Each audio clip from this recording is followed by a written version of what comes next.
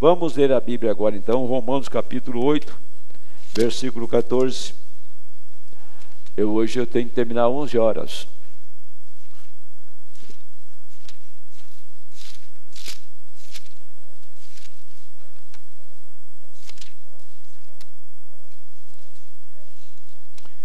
Vamos ler as Escrituras.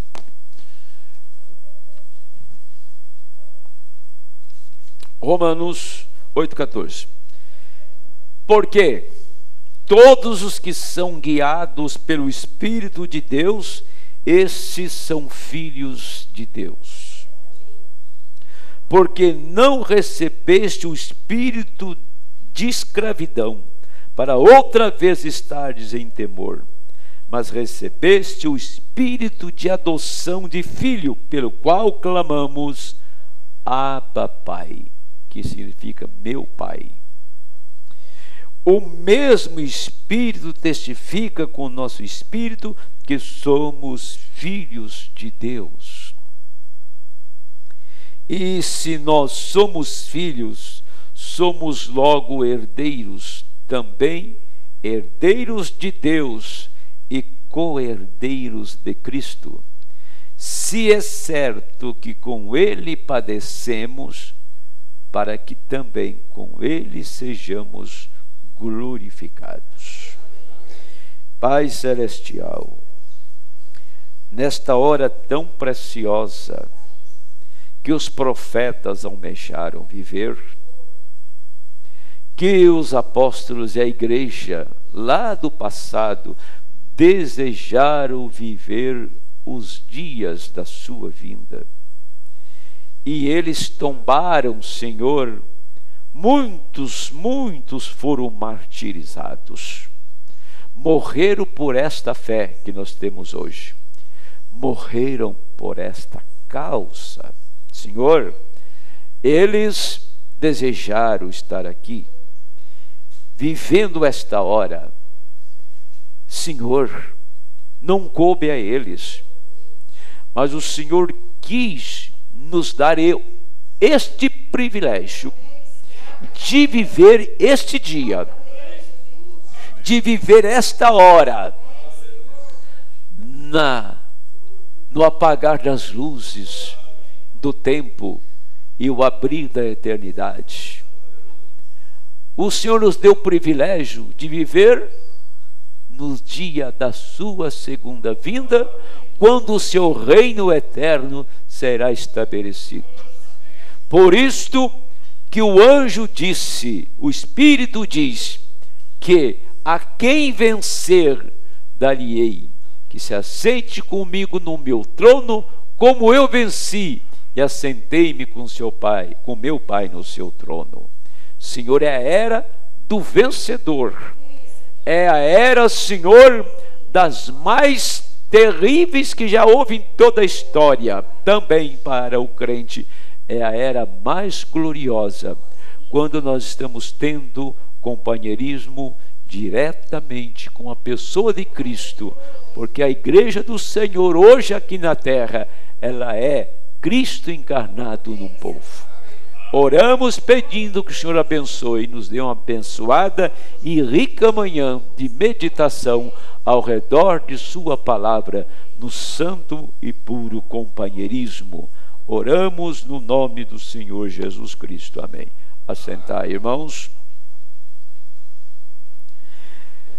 Eu vou me ocupar nesta manhã em dois assuntos. Não vou abrir, porque eu começo a abrir a mensagem e depois eu estendo muito a mensagem. Eu vou falar a respeito de Elias, deste tempo aqui. Olha, quanto maior é a vitória mais comemorada, a vitória mais festejada é a vitória que você mais lutou por ela.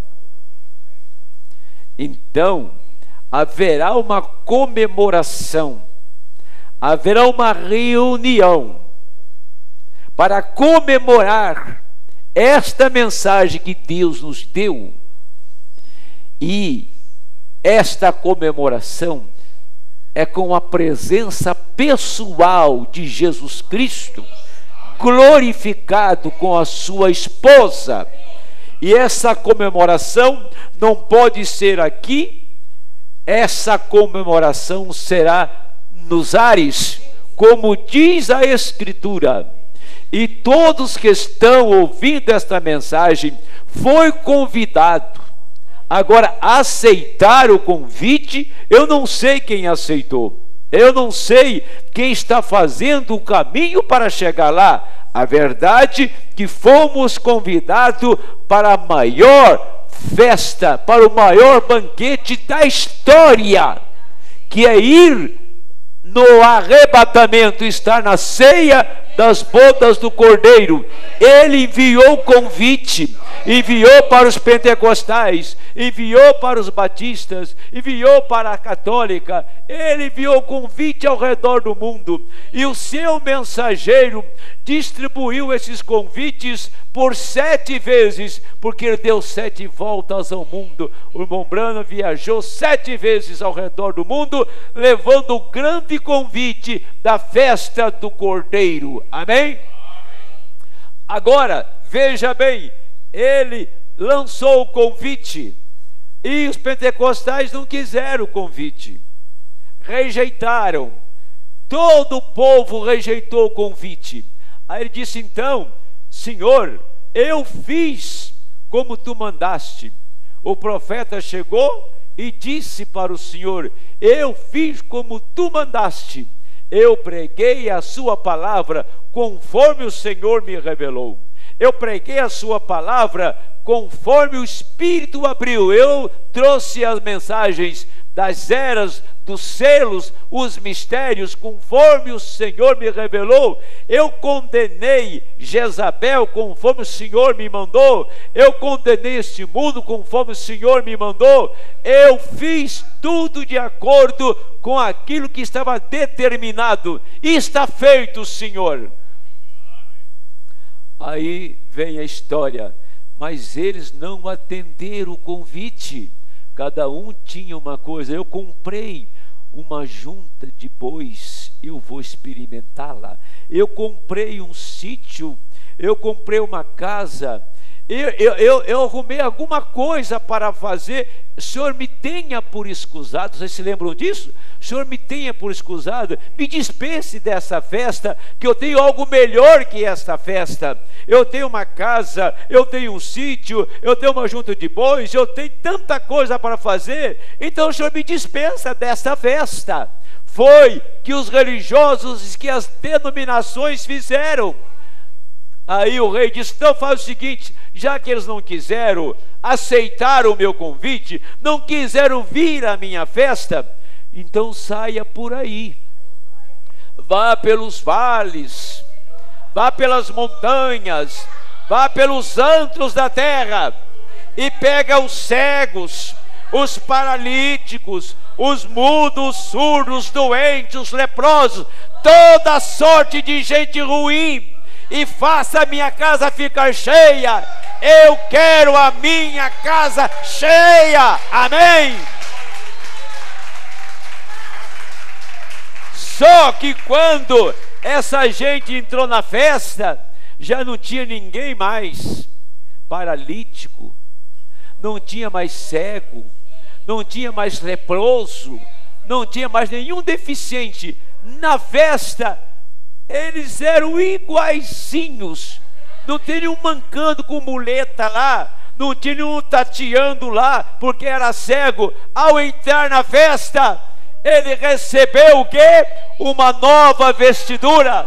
Ele recebeu um novo corpo.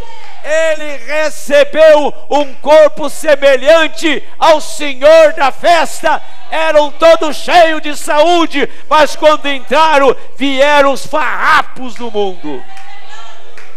Então não posso dizer para vocês que nós éramos pessoas boas, porque a gente era mesmo a escória da terra, do mundo. Era uma coisa horrível. mas você passou por um processo de limpeza, você passou por um processo de purificação.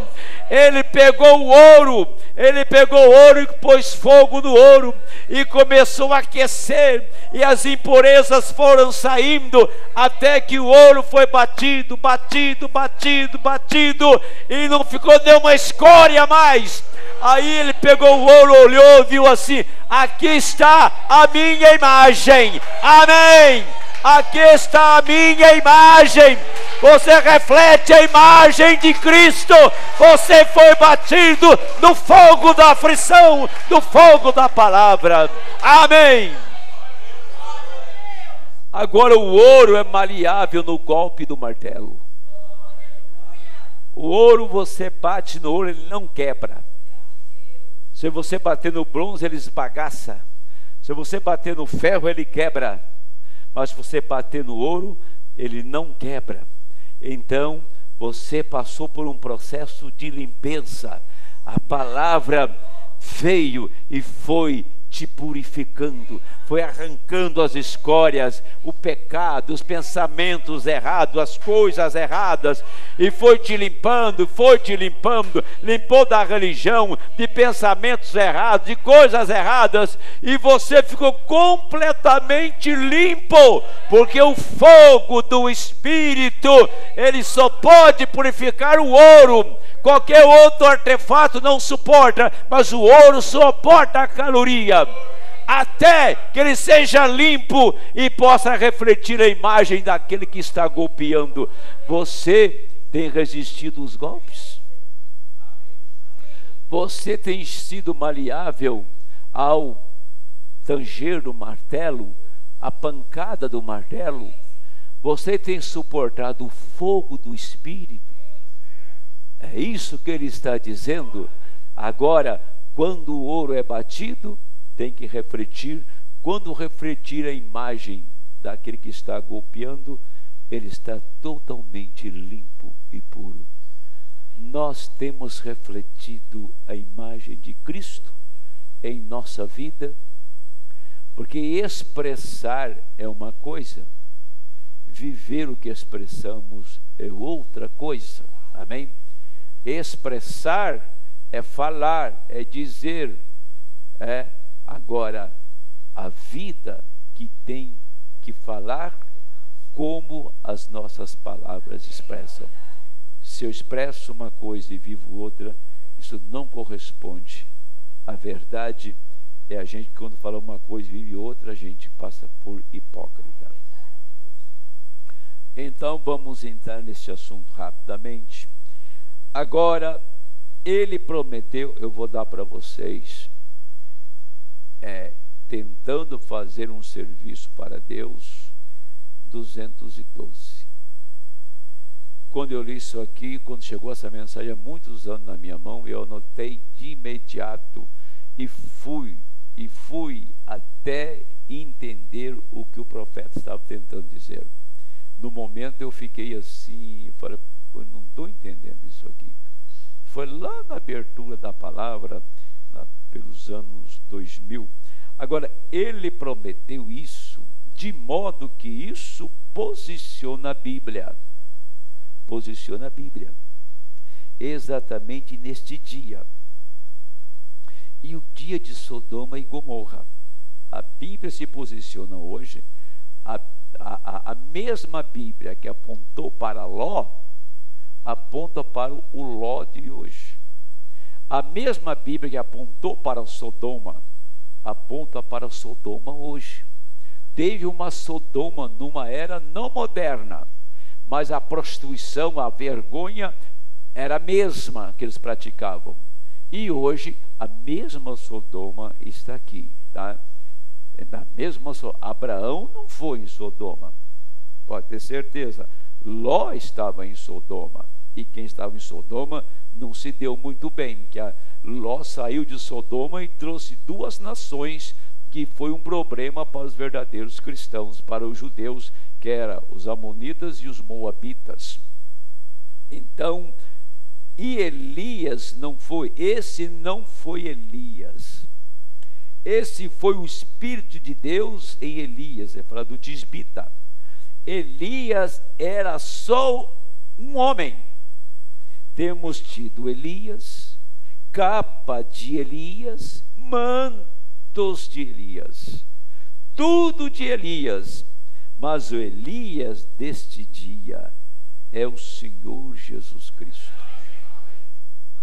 Elias deste dia é o Senhor Jesus Cristo. Elias, o tisbita, foi um homem. E não falou que o tisbita era o Senhor Jesus Cristo. Eliseu foi um homem, ungido com o Espírito de Deus. Foi um Elias. João Batista foi um Elias. O Espírito de Deus estava nele. Ele era João, mas Elias era o Espírito que estava nele. Mas neste dia, quando chega no quarto Elias, está dizendo que este quarto Elias é o Senhor Jesus Cristo. Por quê? Porque só Ele podia abrir os mistérios. Só Ele podia revelar a palavra. Este segredo oculto, escondido, desde que o mundo foi fundado, não podia, nenhum homem nascido de mulher foi capaz de descobrir, de revelar esse mistério. E foi tão grande esse mistério, que quando ele foi abrir, fez-se silêncio no céu. Não houve sequer um movimento, não tinha uma voz sequer falando, nada. Então ele estava abrindo esse mistério. O profeta diz que esse mistério é a mera vinda de nosso Senhor Jesus Cristo. O silêncio do sétimo selo, porque só diz uma frase: e foi aberto. E quando ele tocou no sétimo selo, a Bíblia diz que fez-se silêncio no céu por quase meia hora, e termina ali, não tem mais nenhum comentário.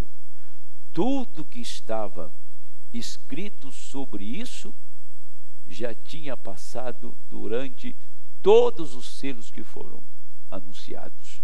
Agora aqui é a sua mera vinda, o silêncio. E havendo aberto o sétimo selo, fez-se silêncio no céu por quase meia hora.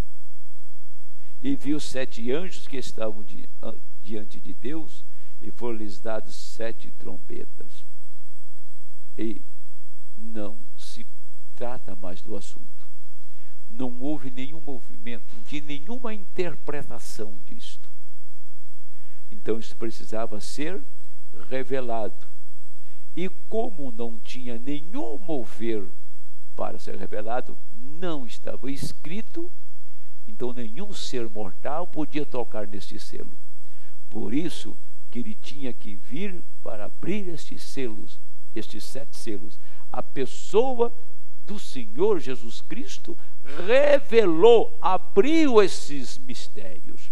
Portanto, por isso que Elias deste tempo, para abrir a palavra, é o Senhor Jesus Cristo. Aí ele disse, conforme Lucas 30, Lucas 17:30, diz que é para o Filho do Homem se manifestar entre seu povo, não um homem, Deus, para, não um homem, mas diz Deus, mas virá através de um profeta. Não um homem, mas Deus, mas virá através de um profeta. Se você ler sobre o tisbita, não fala isso. Se você ler sobre Eliseu, sobre João, não fala isso. Mas quando chega no nosso dia, está dizendo que Deus viria na terra, manifestaria na terra em plenitude, através de quem? Através de um profeta, tá? de um profeta. E para Deus se manifestar através de um profeta, tem este homem primeiro que ser adotado, ter adoção, porque Deus não trabalharia com uma pessoa sem que fosse uma pessoa adotada para falar sua palavra.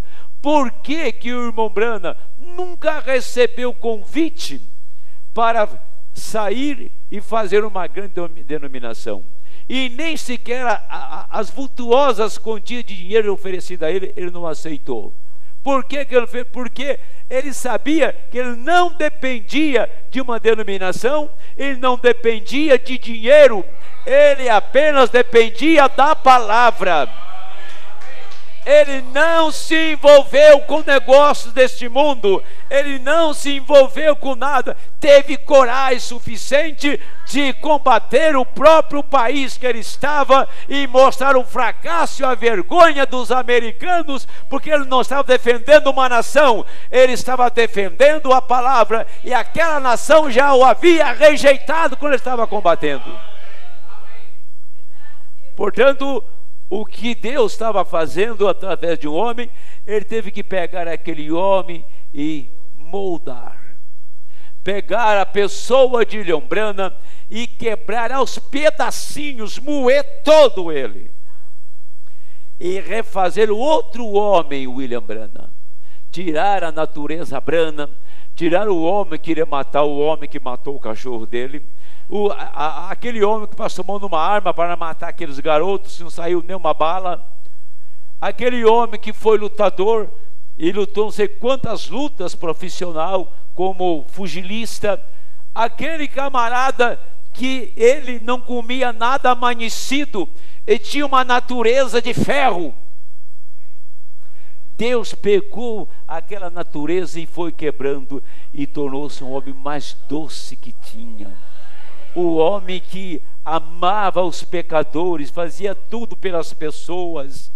O homem que compadecia de animais, como curou aquela gambá, e assim por diante. Deus moldou aquele homem. Quando ele estava moldado, a imagem de Cristo estava nele. Deus escondeu atrás do véu. Deus veio atrás daquele véu e pôs a palavra na boca dele, e a voz dele, rouca, cansada, era a voz de Deus. Deus não usou a voz de um locutor, Deus não usou uma voz bonita, pomposa, uma voz sedutora, usou uma voz estridente, rouca, para passar a mensagem para os eleitos desta hora. Amém? Deus não precisa de um homem bonito e culto. Deus precisa de um homem que se renda a Ele completamente e que Ele possa trabalhar através dele. Por isso Deus tem uma igreja na terra que reflete a mesma imagem que o irmão Branham refletiu. Precisamos de adoção. Adoção é quando você fala em lugar do Pai. É quando o Pai te dá toda a autoridade. É disso que estamos precisando, e isso estava na pessoa do irmão Branham. Ele nunca teve dois profetas maiores. Ele disse, ao mesmo tempo, nunca no mundo, não importa quanto haja, duas cabeças não podem, tem que ser uma cabeça. Deus tem de tomar um homem sobre o seu controle. Está vendo? Há um Deus, havia Pai, Filho e Espírito Santo, porém um Deus sobre tudo isto somente usou esses ofícios. Deste modo fez ele, como Elias, o espírito de Elias. Ele usou esse espírito, mas o mesmo Deus controlando-o o tempo todo para cumprir sua palavra. Ele pegou Moisés, militar, primeiro homem do Egito, o próprio Moisés plantou uma semente que ele colheu, o próprio Moisés matou um homem e teve que fugir, e Deus teve Moisés 40 anos. Agora o profeta disse que o problema não era de Moisés, o problema era do povo. Deus podia ter moldado Moisés como moldou Paulo em 3 anos, em muito menos tempo, mas ficou 40 anos, porque o povo não estava preparado para receber o profeta. E para o povo receber o profeta Moisés, Deus teve que endurecer o coração de Faraó, tornar-se um tirano. Você já pensou que desgraça? A pessoa nascer para ser Faraó, em vez de ver a Deus fazendo a coisa, ele fica, quanto mais Deus opera, pior ele fica. Quanto mais Deus opera, pior o mundo fica. A pessoa nascer para ser Faraó, nascer para ser Papa. Já pensou se você nascesse para ser um Papa? Você ia para o inferno, ia para a perdição, com toda a fama e cultura e dinheiro. Nascer para ser um Balaão, nascer para ser um Coré, Datã, Abiram, nascer para ser um Esaú, ou nascer um bebezinho no colo de uma mãe e era Judas, casa do diabo, templo de Satanás, traidor. Já pensou? Nascer para ser uma Jezabel, uma Herodias? Mas Deus te predestinou, te elegeu para nascer filho dele. A mãe que te embalou, o ventre que te gerou, não sabia quem era esta semente, mas Deus conhecia esta semente. Não importa o ventre que te trouxe, o pai que te gerou, falando carnalmente, mas lá na fundação do mundo, Deus tinha um espírito de vida para colocar na sua alma e fazer um filho aqui na terra, uma coluna, uma testemunha da sua palavra. Eleição é isso. Faraó, para isso te levantei, para em ti manifestar o meu poder, a minha glória. Deus levantou todos os demônios nesta hora. Todos os demônios estão na América, todos os demônios estão na Rússia. Deus levantou todos os demônios, virou igreja de demônios no mundo, para enfrentar estes demônios, para enfrentar esta hora. Deus, Ele conhece o inimigo e sabe equipar o seu povo para enfrentar o inimigo. Deus sabia como equipar Moisés, Deus sabia como equipar Elias, Deus sabia como equipar a Paulo, Saulo de Tarso, para pregar o que ele pregou, escrever o que ele escreveu. Deus, Ele te ajusta de acordo com o inimigo. Ele põe a arma na sua mão de acordo com o inimigo. Se tem um Golias, tem um Davi, e Deus faz da maneira mais ridícula para o homem. Ridícula, para confundir o mundo. Ele põe uma vara na mão de Moisés e faz: vá lá e acabe com aquela nação e tire o meu povo, esta vara em sua mão, levante ela e você vai ver o que é que vai acontecer. E dentro da vara de Moisés já tinha uma serpente engolida. Dentro da vara de Moisés já estava a serpente dos magos do Egito. Nunca mais ele viu aquela serpente. Agora, você vê o que Deus pode fazer? Deus levanta um homem que nunca cursou um curso de teologia, pobre da montanha, para o mundo conhecer a maior mensagem da história. Nunca houve um mensageiro, um profeta do nível de William Branham em toda a história. E Deus toma essas coisas e faz muito ridícula para o mundo ficar confundido. Por isso, somente uns olhos de águia, de pessoas simples que nasceram de novo, pode ver o andar da carruagem e a hora que estamos vivendo. Somente esta gente, porque Deus armou esse mundo até os dentes. Deus pôs armas atômicas nas maiores potências. Deus levantou os homens mais cruéis nesta hora, que é Putin, que é Barack Obama, essa mulher que está vindo aí, Hillary, e tantos outros que já passaram por este cenário. Levantou um Hitler, levantou um Mussolini, levantou essa raça toda de demônios, mas Deus ajusta.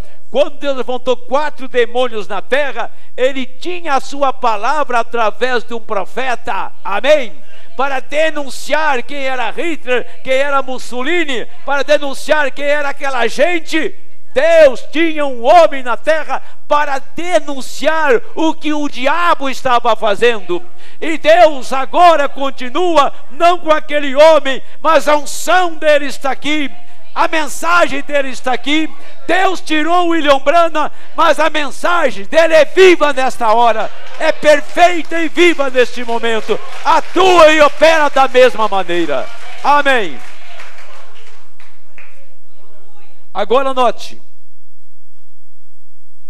Davi pensou que tinha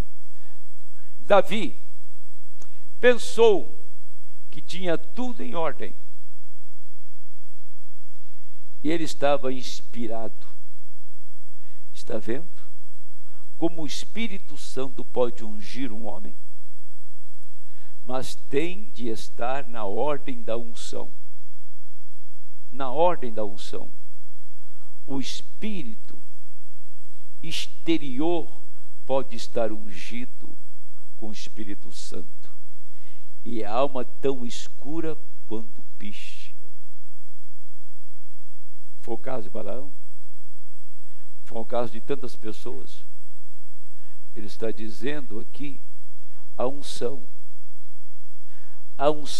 do lado de fora, a unção ungindo o Espírito.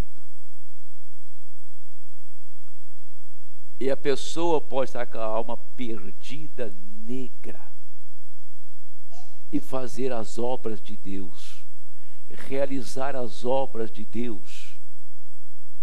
Essas curas que vocês viram nessas grandes igrejas aí, uma grande parte é verdadeira, viu?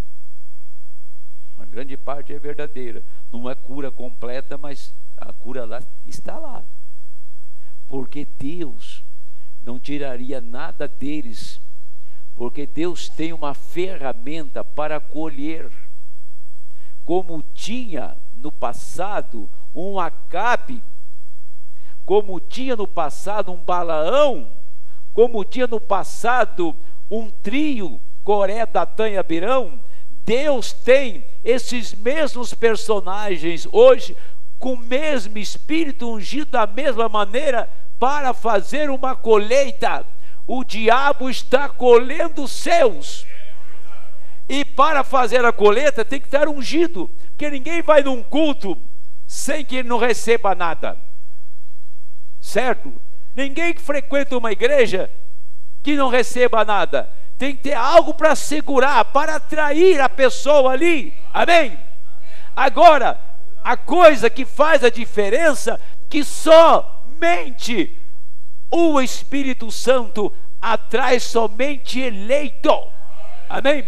O eleito não é atraído por falsa unção, não é atraído por nada que não seja a própria pessoa de Jesus Cristo, porque a unção é uma pessoa, e se a igreja está ungida com o Espírito Santo, é a pessoa de Cristo, e a noiva, ela é ungida na alma e não no espírito. Por isso que ele fala que pode estar ungido. Davi estava ungido, mas Deus não estava naquele assunto. Veja bem, o joio cresce por meio da mesma água que edifica, leva vida para dentro do trigo, leva vida para dentro do joio. Mas o fundo, certo? Mas no fundo do joio é uma vida de joio. Ele está se regozijando e florescendo e tem vida, fazendo tudo que o trigo faz. Mas a alma dele é joio. Ele faz tudo o que o trigo faz, mas a alma dele é o quê? Joio. Ux, que coisa séria, não? Que coisa séria. Somente o Espírito Santo pode denunciar aonde está a verdade e onde está o erro. Agora ele disse: ele está se regozijando, florescendo, tem vida, fazendo tudo o que o trigo faz, mas a alma é joio. Está vendo? Falsos mestres podem surgir ensinando todo tipo de trinitarianismo ou trinitarismo e tudo mais. Ser ungidos com o Espírito Santo e realizar tantos milagres quanto pode a verdadeira igreja. Aquilo te engana, mas realiza tanto milagre como... eu não sei como que pode ser. Eu fui na igreja aí, o camarada lá, a mulher estava no púlpito com a boca pintada, e era calça comprida, com uma Bíblia lá, e eu vi um milagre lá. Aí você sai todo atalentado, né? Eu vou na igreja da mensagem, não vejo milagre. Mas eu vou numa igreja com uma mulher pregando e vejo milagres, que eu vou ficar aqui. Você está ungido com a coisa errada. Agora, quem curou? Foi o diabo ou foi Deus? Foi Deus que curou. Quem ungiu ela? Foi o diabo ou foi Deus? Foi Deus. Para que isto? Por que Deus permite isso, faz desta maneira? Porque tem que haver uma máquina para colher o joio. E não colheria de outra maneira se não fosse através de sinais. Mas teria também uma unção verdadeira para colher o trigo. E esta unção verdadeira que colhe o trigo é onde você é ungido, batizado com o Espírito Santo na alma, selado na alma. Ninguém pode te enganar. Nós temos hoje a internet recheada de comentários, terceira guerra e tanto barulho por aí. Você tem que pegar e ter discernimento. Tem tanta coisa besta ali. Simularam a segunda vinda de Cristo lá, fizeram um aplicativo, uma imagem holográfica, trombeta suando. Isso aí não engana, mas não engana nem meu cachorro que está lá em casa. Aquilo lá, viu? Coitadinho, está quase morrendo, tá velho? Está vendo? Não, não é isso. O sinal que Deus sempre teve na terra foi um homem. O sinal para os hebreus foi Moisés. Mas não tinha um pilar de fogo vindicando Moisés? O sinal para Israel não foi Elias, o tisbita? Mas quando ele falou com o céu enviou fogo. Quando ele falou com o céu fechou e não choveu mais. Amém? Então o sinal de Deus na terra sempre é um homem vindicado por Deus. E este homem mantém-se na palavra o tempo todo. Qual foi o sinal desta era? Foi um homem. Um homem, Elias, capítulo 4 de Malaquias. Este homem foi um sinal, mas quem vindicou? O pilar de fogo mostrou que ele estava com a palavra. Aleluia! Qual é o sinal agora? O sinal agora é 2 homens que vai lá em Israel, Elias e Moisés. Esse é o sinal. Deixa o mundo uivar por aí e deixa as pessoas arrazoar por aí, porque daqui uns dias eu não quero ver. Você quer ver? Então tá bom, espero que você não veja. Olha, chegar 2 homens lá em Israel, quando Israel tiver sido tomado pelos palestinos e tudo está sendo massacrado, chega 2 homens lá em Israel, ele não tem uma metralhadora na mão, não tem um míssil atômico na mão, eles têm a palavra que você tem aqui. Ele tem esta mesma mensagem, sabia? Eles têm esta mesma mensagem, não vão pregar outra coisa, a mesma mensagem que estamos ouvindo hoje, Israel irá ouvir. Aleluia!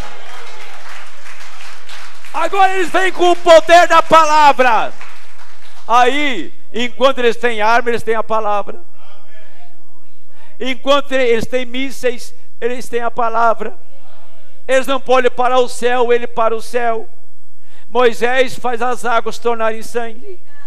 Moisés chama escuridão para o mundo gentil, trevas, como chamou para o Egito. Elias chama seca. Oh, mas a coisa vai ficar terrível, não vai chover, vai ser uma escuridão terrível. O Espírito Santo foi embora e o gentil está amargando a grande tribulação, mas a noiva está na grande festa, na glória. Aleluia! Lá está ela. E o mundo está experimentando o período mais terrível da história. 2 homens atormentam o mundo inteiro, só falando a palavra. A palavra é grandiosa, a palavra é poderosa para fazer essa carne sumir, voltar aos átomos, e você entrar naquele corpo, aquela casa que foi feita não por mãos. Amém? Vamos continuar aqui. Eu tenho 20 minutos. Observe o que estamos dizendo. Bem, ouça. Davi teve a unção. Davi teve toda a emoção que o verdadeiro reavivamento tinha. Eles gritaram, eles berraram, eles dançaram, eles realmente receberam algo daquela unção. Receberam mesmo tudo como um verdadeiro reavivamento. Porém, note, Deus não estava nisto. Deus não estava nisto. Ele tinha um profeta que se encontrava bem naquela terra, que eles deviam ter conhecido. Davi deveria ter sabido disto. A mesma coisa hoje. Nós temos toda a mecânica, como as grandes denominações cruzadas da nossa época, mas os resultados estão se mostrando os mesmos então. Nossos resultados de nossas grandes cruzadas, toda a nossa grande e fina razão, nossos grandes edifícios, nosso grande edificando milhares e acrescentando membros e coisas tais, redunda do mesmo, tudo um fracasso. Não estou dizendo isso para ser diferente, estou dizendo isso para ser honesto perante Deus, de quem é o livro ao lado do qual eu me encontro na minha mão, que é a Bíblia. Está vendo? Tudo redunda em um fracasso, os mesmos resultados. Vejamos o que aconteceu quando Deus, em seu tempo, e era Deus, e seus profetas não são considerados somente, eles não dependem de teologia, eles não dependem da política, eles não dependem do braço do homem. Os seus profetas submetem e dependem só da palavra. O que Deus fez? Deus fez o seguinte, veja isso aqui, ó. No dia de Pentecostes, o Espírito Santo conduziu diretamente isso a Joel 2:28. Nos dias de Lutero, ele dirigiu diretamente a isso o Wesley, e neste último movimento pentecostal. Mas esta outra era está chamada da noiva. Ele dirigiu aos pentecostais Joel 2:38. Ele dirigiu Lutero à justificação. E o justo viverá da fé, Romanos 1:17. Ele dirigiu Wesley à santificação. Sem ela ninguém verá Deus. De uma passagem na Bíblia, Deus enviou uma mensagem e sacudiu o mundo. De Romanos 1:17, ele pôs no coração de um homem e jogou Roma para baixo e reformou a igreja. De uma passagem da Bíblia intitulada Sem santificação ninguém verá Deus, foi a maior obra missionária da história através de Wesley.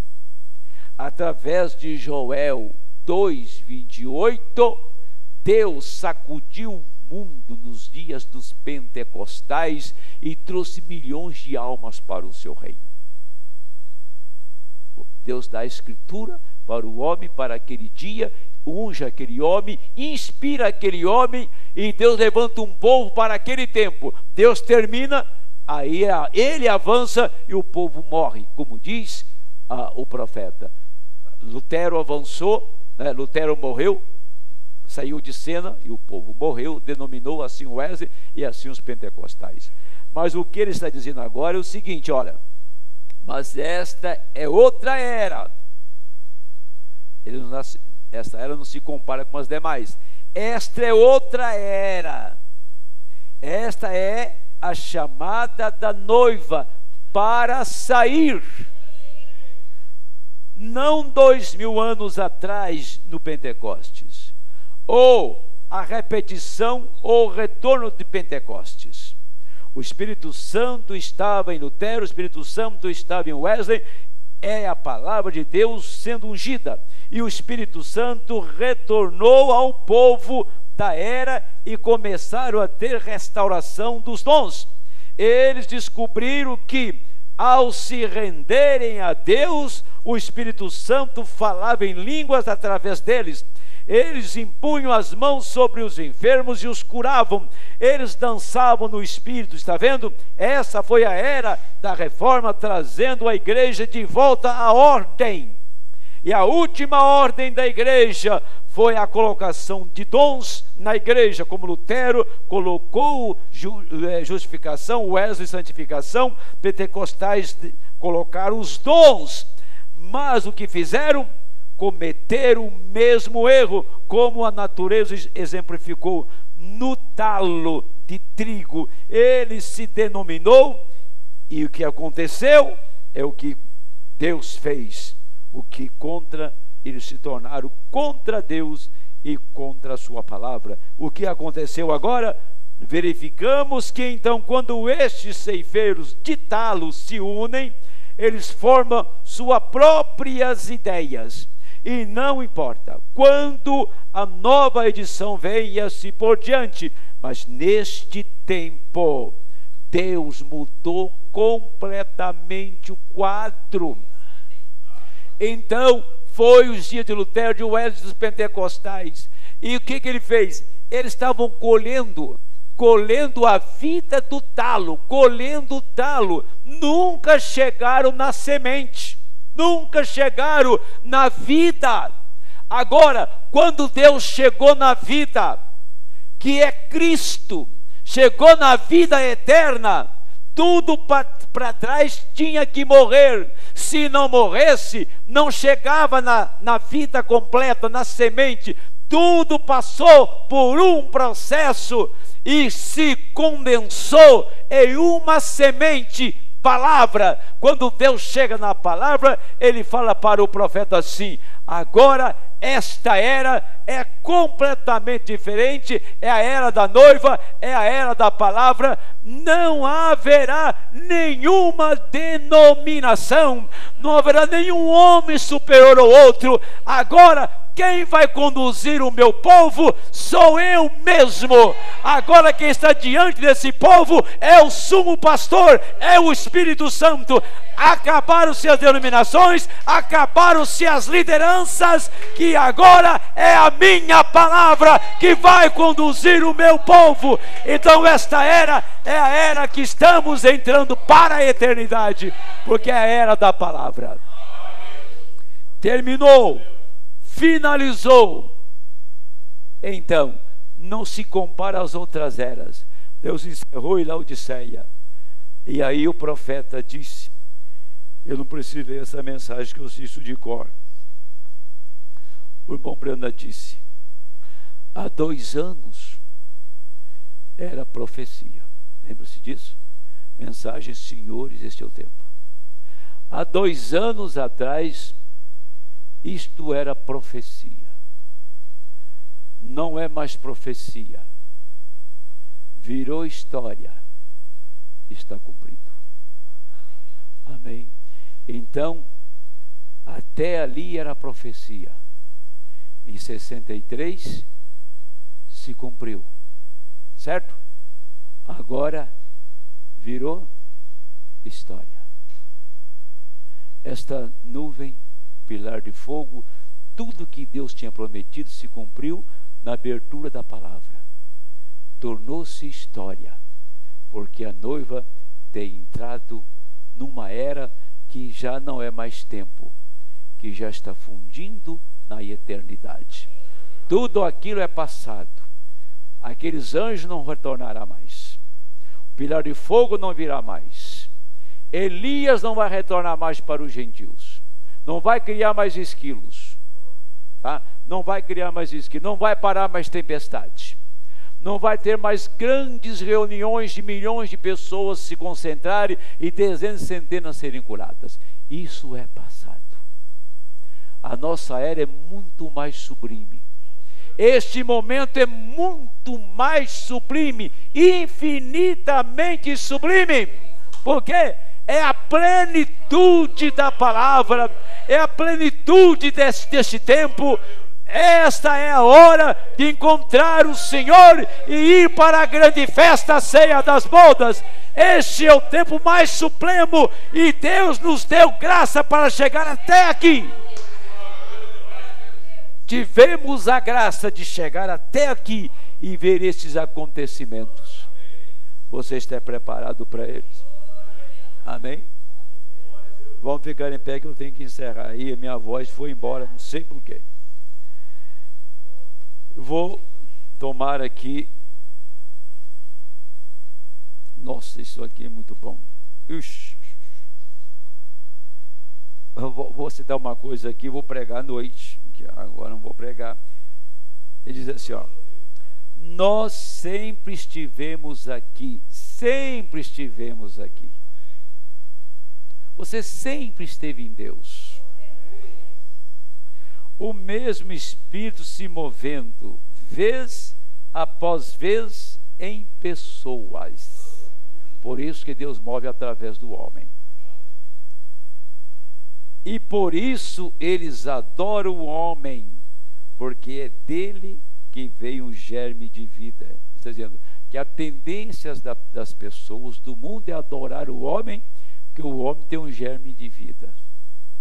Tá? Mas aí o profeta diz, passando o outro texto, que você adora Deus. Sabe por quê? Porque o seu germe de vida não estava no homem. O seu germe de vida estava em Deus. Por isso você adora a Deus. Amém? Aí o profeta diz que estamos chegando uma hora que todos os nossos pensamentos serão a palavra. Tudo que você falar é a palavra. Esse é o tempo do rápido. Amém. Deus abençoe. Tenho que parar aqui.